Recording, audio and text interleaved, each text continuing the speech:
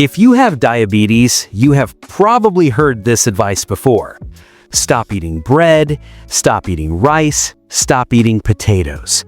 Sounds simple, until you look at what people eat every day. Bread is breakfast for a lot of people. Rice is part of lunch or dinner in many homes. Potatoes show up everywhere.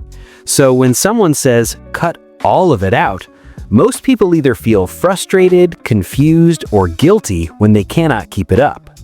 But here's the good news. You do not always need to remove these foods from your life. In many cases, the real goal is not to fear carbohydrates. The goal is to eat them in a smarter way so your blood sugar stays more stable instead of shooting up and crashing down. In this video, I want to show you simple ways to do that.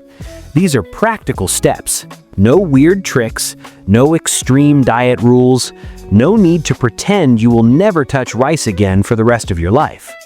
Let's get into it.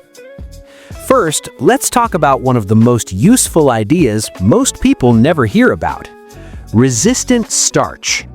Now, that name sounds technical, but the idea is simple. Most starchy foods break down into glucose pretty fast. That's why foods like white bread, pasta, and hot rice often raise blood sugar quickly. When this keeps happening again and again, your body starts struggling more with insulin. Over time, that can make diabetes harder to control. But resistant starch acts differently. Your body does not break it down easily. Instead of turning into glucose fast, it travels further into the gut, where good bacteria feed on it. When that happens, your body gets helpful byproducts that support better insulin response and a healthier gut. Now, here's the part people like. You can raise the resistant starch in some foods by changing how you prepare them. For example, cook your rice, potatoes, or pasta, then let them cool down. Later, reheat them and eat them. That cooling step changes part of the starch into a form your body digests more slowly. So the food may not hit your blood sugar as hard as it did when it was fresh and hot. Think about that for a second. The same food, but handled in a different way, gives your body a different response. So if you eat rice at home, cook it ahead of time, cool it, then warm it up later. Same idea with potatoes, same idea with pasta. It's a simple habit, but it can help. There are also foods that already have more resistant starch naturally. Beans are a good example. Lentils are another. Peas, oats, and barley also deserve a place on the list. This brings us to the next big idea: food pairing.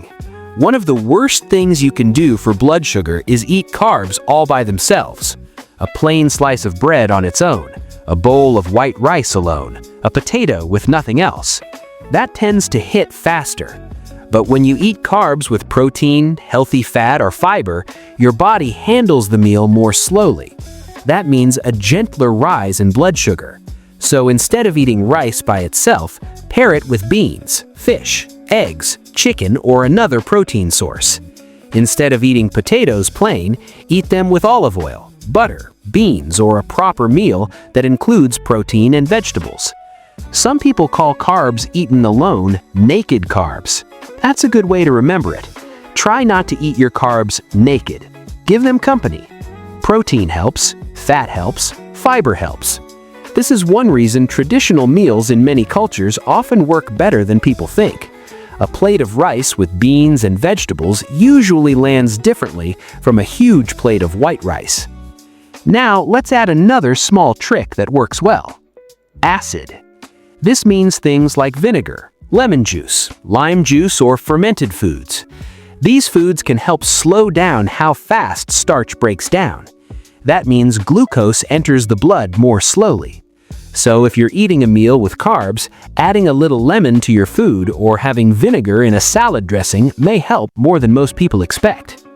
These are not magic cures, let's keep it real, but small changes added together can shift the whole picture. Now here's a habit that sounds almost too simple, but it works. Eat your carbs last. Most people do the opposite. They start with the bread basket. They drink the juice first. They grab the chips while waiting for the main meal. So the first thing hitting the stomach is the fast carb. That often leads to a sharper blood sugar spike. A better way is this: eat your protein and vegetables first. Then eat the rice, bread, potatoes, or other starch after that. Same meal, same plate, different order. And the order changes the glucose response. This is one of the easiest habits to try, especially when eating out. If they bring bread before your meal, don't rush into it first. Start with your salad, chicken, fish, meat, eggs, or vegetables. Then eat the bread later. If you're eating rice, don't lead with the rice. Start with the other parts of the meal first. It sounds small, but small habits done daily can shape your blood sugar in a big way. Now, let's talk about something that works fast and costs nothing: walking after meals. You don't need a gym membership for this. You don't need fancy equipment. You don't need to walk for an hour. Even a short walk after eating helps your body use up some of the glucose from that meal. 10 minutes is a strong start.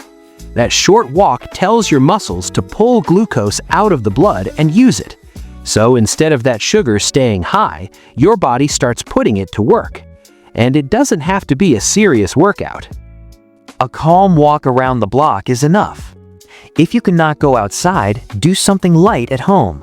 Clean the kitchen, walk around the house, go up and down the stairs a few times. Keep your body moving. The key is timing. Doing something active soon after you eat works better than waiting too long. So if you finish lunch or dinner, do not sit down right away for the next hour if you can avoid it. Move a little first. Now, let's clear up a mistake people make all the time. They hear carbs are bad and treat all carbs like they are the same. They are not. The real issue is often the type of carb and how processed it is. Take white bread, sugary cereal, pastries, chips, or instant oats. These are broken down fast. Blood sugar rises fast. Now compare that with steel-cut oats, beans, lentils, barley, or whole grains that still look more like real food. These digest slower. So the goal is not to panic every time you hear the word carbohydrate. The goal is to choose carbs that are less processed, more filling, and higher in fiber. Fiber slows things down. It helps your body handle glucose better. It also helps you feel full longer, which can stop you from overeating later. So when you choose carbs, ask a simple question. Is this close to how it looked in nature, or has it been broken down into soft, powdery, ultra-processed food? That one question will help you make better choices. For example, oats are better than sugary cereal. Beans are better than fries. Whole grains are better than soft white bread most of the time.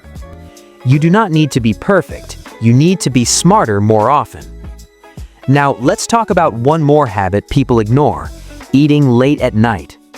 A lot of people snack late, eat dinner too late, or have a heavy meal close to bedtime, then wonder why their sugar numbers look worse the next morning.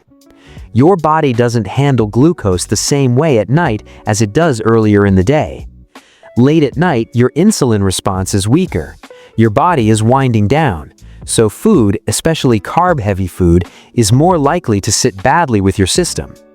That means the same meal that might be easier to handle earlier in the day can hit harder late at night.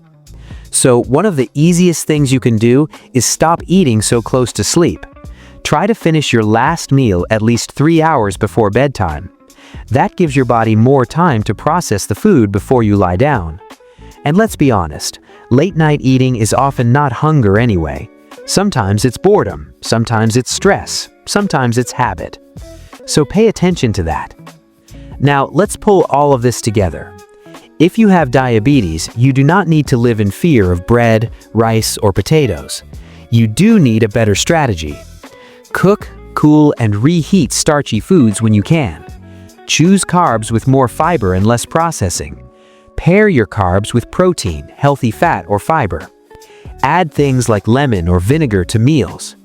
Eat your vegetables and protein first, then eat the carbs after. Move your body after meals, even if it's only for 10 minutes, and stop eating too late at night. That's how you make carbohydrates work better for you. Not by pretending they don't exist, not by removing every food you enjoy, not by starting a strict plan you will hate after 4 days. You want something you can live with, something you can keep doing. Because the best eating plan is not the one that sounds hardest, it's the one you'll still be following next month. So if you love rice, learn how to eat rice better. If you enjoy potatoes, eat them in a way that gives your body a fair chance. If bread is part of your life, stop thinking in extremes and start thinking in habits. That's where the real progress happens. Your blood sugar doesn't only respond to what you eat, it also responds to how you eat, when you eat, what you eat with, and what you do after the meal. Once you understand that, everything starts making more sense. And suddenly the conversation changes from "what food must I never touch again" to "how do I eat this in a smarter way?" That's a better question, and for most people it leads to a better result. If you found this helpful, subscribe to the channel and share this video with someone who keeps hearing they need to give up every carb they love. You do not need fear, you need better strategy. And if you want, leave a comment and tell me which carb is hardest for you to manage: bread, rice, potatoes, or something else.